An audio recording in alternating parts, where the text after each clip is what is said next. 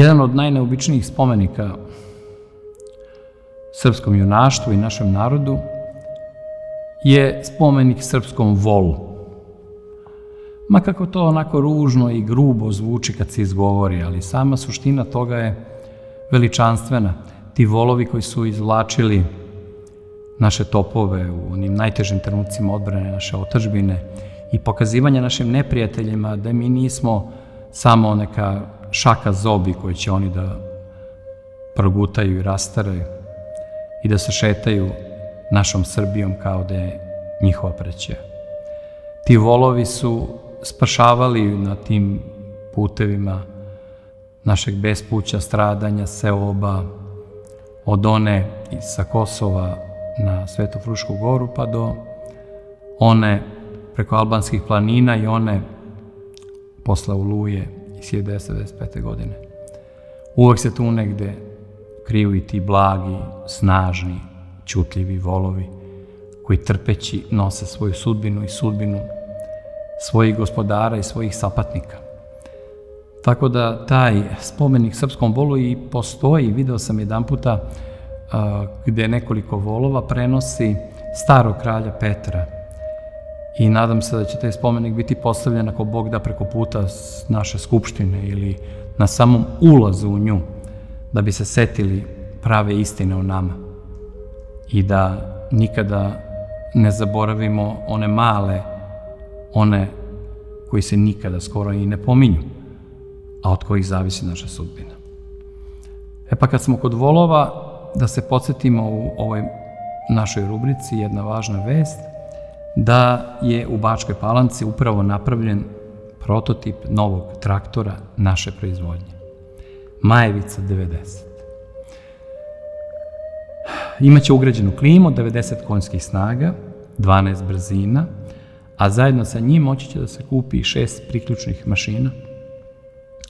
Rešen je tako u potpunosti problem malih i srednjih srpskih gazdinstava, ali će ovaj traktor moći da se koristi i na najvećim gazdinstvima i za obradu takozvanih teških zemljišta. 10 srpskih inženjera je radilo 2 pune godine sa idejom da opet dobijemo svoj domaći traktor posle 4 veka od kad smo posle privatizacije ostali bez nečeg ovakvog, bez takvog ponosa srpske industrije. A imali smo, setimo se, IMT Rakovicu. A ovde u Majevici je sve osim Perkinsonovog motora i Carraro menjača domaće proizvodnje, sva hidraulika, pneumatika i kočioni sistem. Ime glavnog konstruktora je Strahinja Stojanović. Pošto na mehanizaciju u poljoprivredi trošimo preko 100 miliona evra godišnje, on nam nudi neku drugačiju perspektivu domaće proizvodnje, gde je važan prvenstveno kvalitet, dakle veća vučna snaga, a i teži je od sličnih traktora strane proizvodnje. Moći će da vuče 3 brazde kao od šale, kako se to kaže, a uskim točkovima da radi međurednu obradu, setvu, prskanje i druge poljske radove.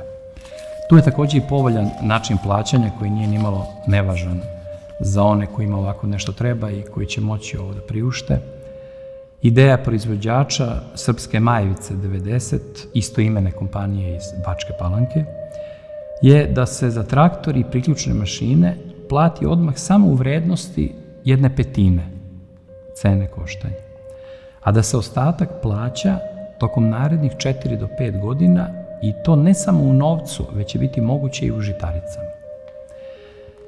Ovde je, zato je to i moguće, reč o izuzetno uspešnoj kompaniji Majevici, koja proizvodi razne priključne mašine, kultivatore, tanjirače, cisterne, pneumatske sejalice, rasipače i rasturače mineralnog i stajskog đubriva, univerzalne valjke, berače kukuruza, setvospremače i više od 70 različitih priključnih mašina.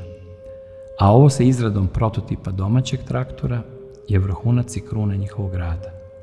Brend Majevica je poznat i poljoprivrednicima, farmerima iz Afrike, Azije i Evrope, ne samo dakle u Srbiji, i treba da bude prioritet u jačanju srpske privrede.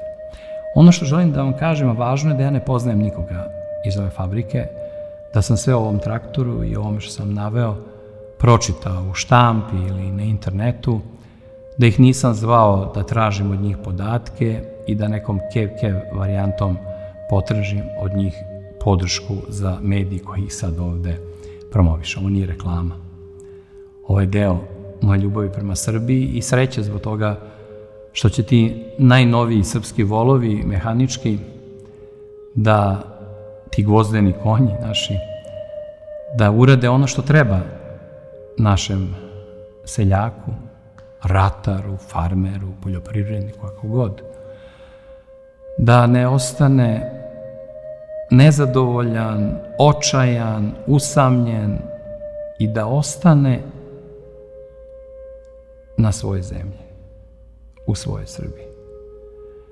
Jedan od načina je i ovo traktorče tog patriotskog, zavodljivog, vilinskog, ratnog imena Majevica, 90.